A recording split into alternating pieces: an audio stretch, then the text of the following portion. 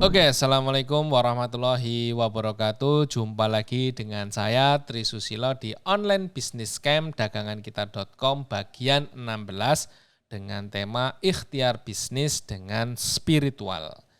Nah, ini adalah rangkaian-rangkaian dari video-video sebelumnya yang kita buat untuk online business scam dari bagian pertama itu pondasi dan lain sebagainya sampai dengan nantinya optimasi. Nah, kita sampai di bagian 16 yaitu ikhtiar bisnis dengan spiritual.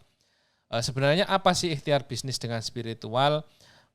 Kalau saya katakan ikhtiar bisnis dengan spiritual itu adalah pemahaman kita terhadap siapa sih diri kita ini, siapa sih yang menciptakan, dan kita ini harus seperti apa dalam menjalankan bisnis, dalam menjalankan hidup, dan lain sebagainya. Ketika kita tahu konsep hidup itu seperti apa, tujuan hidup itu seperti apa, tujuan bisnis itu seperti apa, hal-hal yang harus kita lakukan, hal-hal yang nggak boleh dilakukan dalam bisnis menurut Islam, menurut hukum hukum jual beli Islam ataupun hukum bisnis Islam. Nah, ini harus kita pahami supaya apa? Supaya bisnis berjalan dengan baik, bisnis berjalan dengan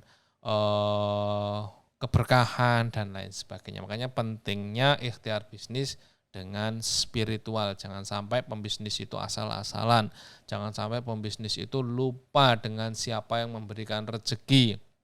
Kalau dibilang lah itu ada pembisnis sukses yang dia nggak pernah ibadah, nggak pernah apa, yaitu urusan dia. Yang penting kita mencoba untuk taat, mencoba untuk sesuai dengan apa yang Nabi Muhammad ajarkan kan gitu, atau rasul-rasul lain yang ajarkan kan gitu, apa ajaran Islam kan gitu. Jadi memang kita harus punya prinsip, kita harus punya spiritual yang baik, kita harus yakin dengan siapa yang memberikan kita rezeki dan lain sebagainya, siapa yang mendatangkan customer, apalagi di sektor bisnis online ya. Kita kan nggak tahu konsumen kita ini datang kapan, dari mana, mau beli apa, jam berapa, terus beli berapa dan lain sebagainya. Kita kan nggak tahu. Kalau nggak Allah yang datangkan siapa lagi? Tugas kita kan ikhtiar. Ketika kita ikhtiar, kita sudah mencoba hal yang terbaik, kita sudah iklan, kita sudah upload, kita sudah optimasi, kita sudah lakukan semua hal, ya rezeki akan mengikuti. Bukankah ada istilah eh, apa namanya, hasil tidak akan mengkhianati sebuah usaha kan gitu, atau usaha pasti akan mendapatkan hasil dan hasil itu pasti mengikuti dengan apa yang sudah kita usahakan kan gitu. Oke, lanjut. Jika ingin hidupmu diperbaiki Allah, maka perbaikilah sholatmu. Nah, ini salah satu kalimat yang dulu awal-awal saya menjalankan usaha itu dengan penuh dengan kebingungan, penuh dengan kebimbangan, keraguan dan lain sebagainya. Bahkan sempat di level, apalagi masih awal ya, sempat di level ini tuh dapat uang tapi kok uangnya nggak tahu kemana. Kita mau beli baju aja susah gitu loh. Padahal orderannya banyak. Bukan berarti kita tidak bisa mengatur keuangan ya, tapi kita tidak bisa legowo pikiran dan hati, karena target kita ini dunia terus dulu. Target saya itu dunia. Kalau bisa hari ini dapat sekian. Saya lupa bahwa hidup itu harus sinkron antara dunia dan akhirat kan gitu. Nah, jadi ketika saya dengar kalimat ini dari salah satu ustadz itu, ketika saya lagi mengerjakan pekerjaan sambil nonton YouTube, ternyata ada ceramah yang salah satu ustadz itu bilang, jika ingin hidupmu diperbaiki Allah, maka perbaikilah sholatmu. Nah, dari kalimat itu saya terus berpikir, oh iya, kenapa ya saya selama ini gundah, selama ini gelisah, selama ini kok merasa kurang, nggak cukup dan lain sebagainya, kok kayaknya hidup ini kok nggak bagus gitu loh, hidup ini kok kurang aja isinya. Jadi ketika saya merasa gitu, ternyata oh iya, ada satu hal yang memang sering terlewatkan, bukan terlupakan. Saya tetap menjalankan ibadah dan lain sebagainya, tapi ya hanya lepas dari tanggung jawab. Jadi waktunya sholat ya sholat, itu pun kadang ngulur-ngulur waktu. misal zuhur sudah mepet asar, asar mepet maghrib, maghrib mepet isya, isya lewat tengah malam, subuh kebablasan dan lain sebagainya. Nah kayak gitu ternyata itu berpengaruh di hidup kita, berpengaruh juga di bisnis kita. Nah dari situ saya mencoba untuk belajar bagaimana caranya saya memperbaiki sholat. Dengan cara apa? Sholat tepat waktu. Ketika dengar azan sudah pekerjaan langsung ditutup. Langsung kita pergi ke masjid untuk menjalankan sholat. Perbanyak zikir dan lain sebagainya. Ini bukan saya soalim ya, tapi ini bercerita tentang pengalaman kan gitu. Supaya teman-teman juga bisa mengambil hikmah, kalaupun misal teman-teman mau, kalau enggak ya lupakan saja kan gitu, skip aja kan gitu. Nah itu terus perbanyak sedekah. Dulu kan kalau misal mau ngeluarin uang misal buat sedekah gitu ya 50.000 rasanya berat banget, 100.000 apalagi, 1 juta apalagi. Uang ngeluarin itu biasanya nilainya yang paling kecil, misal mau ngeluarin 20.000 ternyata yang keluar berapa, 1.000 atau 2.000, kan kebangetan gitu loh. Padahal kita sudah dikasih rezeki banyak. Nah itulah salah satu penghambat, salah satu penghambat karena kita merasa kurang. Ini kalau saya kasih sekian nanti saya gimana dong dan lain sebagainya. Sedangkan saya aja punya uang segini aja buat ini buat itu dan lain sebagainya, kurang kan gitu. Ternyata itu salah. Nah saya rubah konsepnya, ibadah saya perbaiki, sedekah saya perbaiki, terus berbagi ilmu dan lain sebagainya, pengetahuan dan lain sebagainya, itu ternyata semakin kesini semakin nyaman dan luar biasa. Alhamdulillah kehidupan saya perlahan diperbaiki sama Allah, dan itu sudah janjinya Allah. Kalau sudah janjinya Allah itu enggak akan diingkari. Kalau janji manusia pasti banyak yang mengingkari, tapi kalau sudah Allah yang janji sudah bisa dipastikan pasti akan ditepati kan gitu. Jadi enggak usah ragu. Kalau pengen hidup diperbaiki, coba perbaikilah sholatmu. Kalau saat ini sholatmu kurang bagus, sholat masih bolong-bolong, jarang sholat berjamaah dan lain sebagainya, apalagi laki-laki ya coba paksa, terpaksa, terbiasa. Nah, saya selalu menerapkan konsep itu. Ketika saya mau melakukan satu hal baru yang sifatnya baik, saya harus paksa.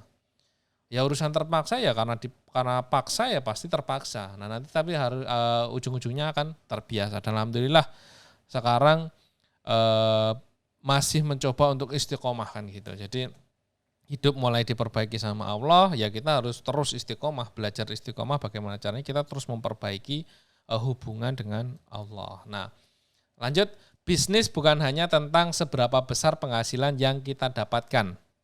Namun bisnis yang bagus adalah bisnis yang bisa memberikan banyak kebermanfaatan.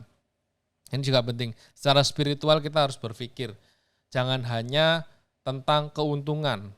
Wah ini saya untung sekian sehari ini. Bulan ini saya omset 1 miliar misal. Dengan laba misal 200 juta dan lain sebagainya. Jangan hanya memikirkan itu. Memang target utamanya adalah nominal uang atau cuan kan gitu ya. Tapi di sisi lain kita juga harus memikirkan bagaimana bisnis ini harus bermanfaat. Bermanfaatnya gimana? Bermanfaat untuk lingkungan, bermanfaat untuk saudara, bermanfaat untuk keluarga, bermanfaat untuk karyawan dan lain sebagainya. Bermanfaat untuk agama terutama kan gitu toh. Jangan sampai kita dapat penghasilan yang banyak tapi kita nggak bermanfaat. Nah ini kalau menurut saya rugi banget, rugi besar. Nah gimana sih sebenarnya bermanfaat itu? Ya pertama, ketika kita bisa memberikan pekerjaan kepada orang, nah ini kan manfaat. Ketika kita bisa membantu misal pembangunan masjid, nah ini manfaat. Ketika kita bisa berbagi dengan lingkungan, nah ini kan bermanfaat. Kalau kita nggak bisa melakukan hal-hal itu, ya wes bisnis kita ya akan berjalan begitu saja dan pasti kita akan selalu merasa kurang. Karena tolak ukurnya adalah pendapatan, penghasilan dan lain sebagainya. Coba dirubah. Dan itu jauh lebih nikmat gitu loh. Jauh lebih nikmat ketika kita banyak bermanfaat, meskipun kadang nominal yang kita dapatkan itu enggak banyak, tapi nikmatnya itu luar biasa. Jadi bisnis bukan hanya tentang seberapa besar penghasilan yang didapatkan, tapi kita harus banyak memberikan manfaat ya. Terus usaha tanpa doa sama dengan sombong. Doa tanpa usaha sama dengan pemalas. Nah, kenapa seperti itu. Ya sekarang kalau kita usaha nggak doa, kita nggak minta sama Allah, itu kan sombong. Sesombong-sombongnya manusia itu adalah yang berusaha tapi dia tidak mau berdoa atau tidak mau meminta sama yang punya hidup, yaitu Allah. Tapi kalau cuma doa tanpa usaha, ya sama aja kamu pemalas gitu loh. Doa terus tapi nggak gerak. Ya gimana Allah mau mendatangkan rezeki kalau kita hanya berdoa? Ya benar, doa ini adalah senjata yang paling kuat, senjata pamungkas lah istilahnya. Tapi kalau kita nggak mencoba untuk berusaha, mencoba untuk ikhtiar bekerja dan lain sebagainya, ya 90% ya nggak akan dikasih sesuai dengan apa yang kita doakan kan gitu. Bukankah harus imbang kan gitu antara usaha, doa, ikhtiar, berbagi dan lain sebagainya harus imbang. Hidup itu harus imbang. Nggak boleh berat sebelah. Tapi kalau orang usaha, banyak orang yang udah kerja siang, sore, malam tapi hasilnya gitu-gitu aja. Kemungkinan besar ya karena dia nggak berdoa. Atau doanya sambil berlalu gitu loh. Atau doanya nggak serius, mintanya nggak serius. Nah, gimana Allah mau ngasih kalau cuma doa ya Allah, aku butuh uang segini. Tapi kita usahanya nggak apa ya. Doanya cuma gitu-gitu aja ya. Ya inilah kalau menurut saya nggak sopan lah istilahnya kan gitu. Kita harus benar-benar seimbang. Kalau kita usahanya maksimal ya kita doanya harus maksimal. Kalau kita doanya maksimal, usahanya juga harus maksimal. Jangan malah jadi pemalas yang hanya mengandalkan doa tapi nggak berusaha kan gitu toh. Nah terus bagaimana ikhtiar bisnis dengan spiritual? Nah, dengan memiliki bisnis spiritual saat pengusaha berada di tengah deraan persaingan yang begitu ketat, mendapatkan kesulitan dalam mendapatkan keuntungan, ditambah himpitan kebutuhan hidup yang nilainya selalu naik, pada saat seperti inilah kepiawaian seorang pengusaha dalam berbisnis harus menghubungkan dengan karakter spiritualnya. Jadi bisnis itu kan penuh dengan ketidakpastian, bisnis itu penuh dengan resiko, bisnis itu penuh dengan persaingan dan kebutuhan yang semakin banyak. Semakin hari semakin banyak kebutuhan, baik itu dari segi operasional, nanti nambah karyawan, kebutuhan keluarga, kebutuhan lain sebagainya. Nah, ketika kita tidak bisa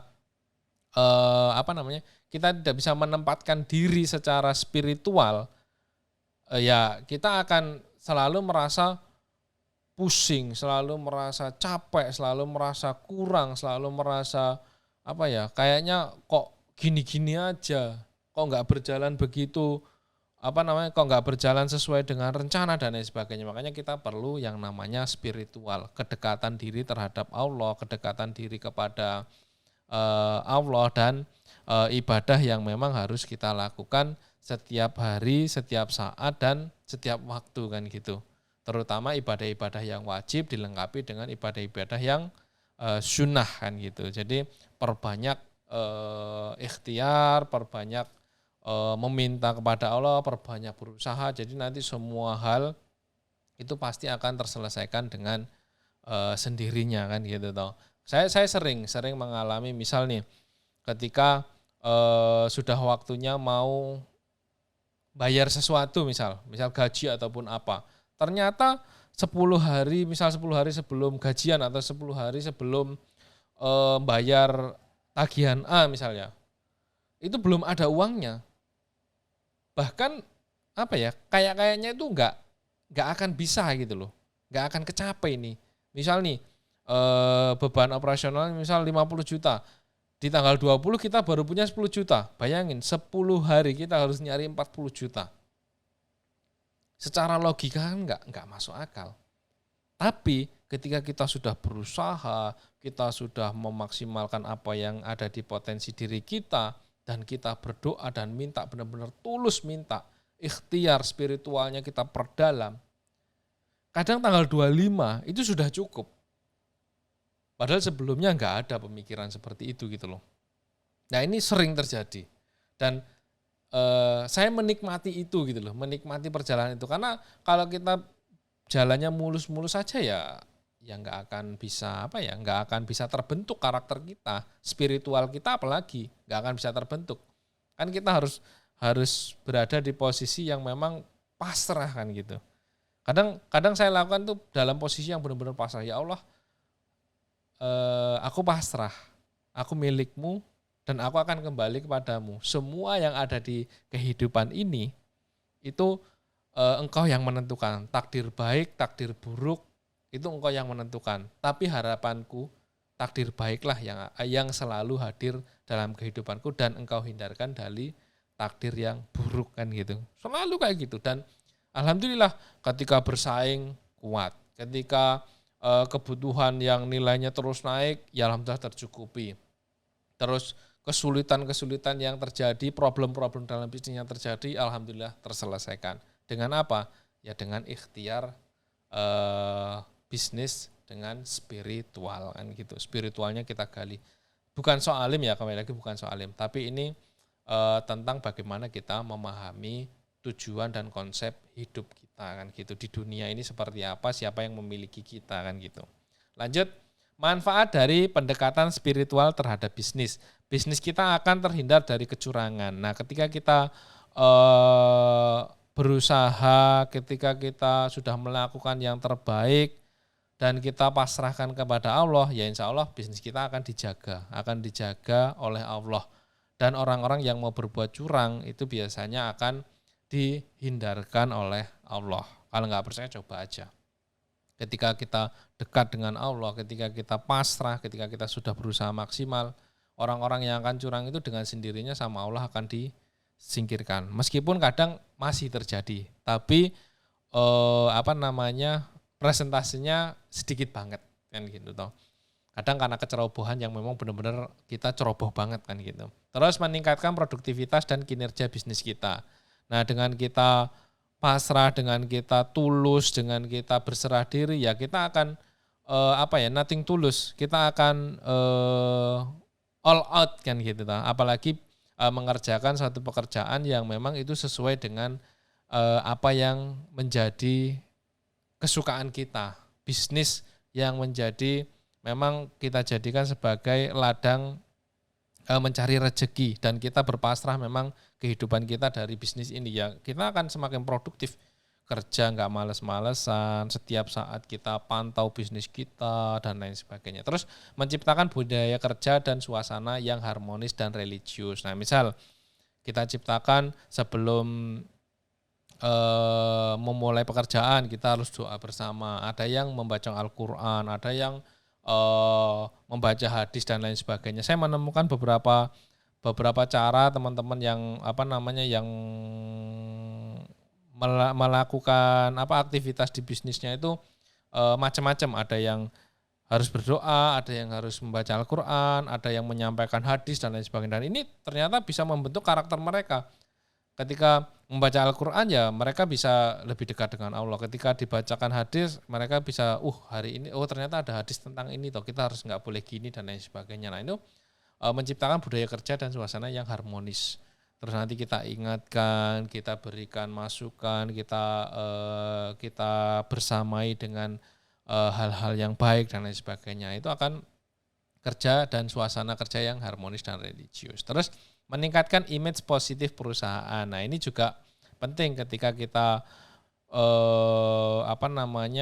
ketika kita misal konsisten, amanah, terus memang apa adanya yang kita jalankan, nggak ada yang dibuat-buat, nggak ada yang ditutup-tutupi, ya orang lain akan dengan sendirinya percaya dan yakin bahwa ini usaha yang bagus. Ownernya aja bagus, karya-karyanya bagus, performanya bagus, ya penjualannya bagus dan orang-orang pasti melihatnya ya ini memang bisa jadi panutan kan gitu, bisa jadi ini tempat yang memang kalau kita beli kita akan dilayani dengan maksimal kan gitu, nggak asal-asalan gitu loh. Terus bisnis semakin tumbuh dan berkembang. Nah, insya Allah dengan kita melibatkan Allah, dengan kita memperbaiki ibadah kita, dengan kita membuat kebermanfaatan dan sebagainya, ya pasti bisnis semakin bertumbuh dan berkembang. Terlepas dari pertumbuhannya kencang atau tidak, yaitu tergantung masing-masing sektor bisnisnya ya. Tapi saya yakin dan saya juga menjalani dan ini menjadi realita, itu bisnis semakin bertumbuh. Baik itu tumbuhnya kadang kenceng, kadang pelan ya, yang penting bertumbuh kan gitu loh. Bukankah bisnis itu harus bertumbuh dan berkembang kan gitu, nggak jalan di tempat, nggak gitu-gitu aja kan gitu. Terus lanjut, libatkan Allah dalam setiap langkah bisnis yang kita jalani. Jadi penting banget kita harus selalu melibatkan Allah. Mau ngidupin komputer, baca bismillah, ya Allah, saya berniat untuk bekerja dan mencari rezeki. Berikanlah rezeki yang halal, jauhkanlah dari yang haram kan gitu. Atau doa yang memang pakai bahasa Arab kan gitu. Atau setiap langkah kita, ya Allah, berikanlah rezeki yang melimpah dan lain sebagainya. Karyawan yang karyawan yang baik, karyawan yang bekerja dengan maksimal, terus bisnis yang selalu engkau berikan kebermanfaatan. Pokoknya gitu aja, libatkan terus setiap langkah dan rasakan perbedaannya kan gitu toh. Oke gitu, terima kasih banyak. Sedikit yang bisa saya sampaikan tentang ikhtiar bisnis dengan spiritual. Kalau misalnya ada yang mau ditanyakan atau ada salah kata, saya minta maaf. Kalau mau ada yang ditanyakan, boleh ditanyakan di kolom komentar. Jangan lupa like, subscribe, share video tentang ikhtiar bisnis dengan spiritual ini supaya banyak orang yang bisa bisa menjalankan bisnis dengan penuh dengan penuh keseriusan, dengan penuh ketulusan, dengan selalu melibatkan Allah dan lain sebagainya. Gitu. Terima kasih banyak.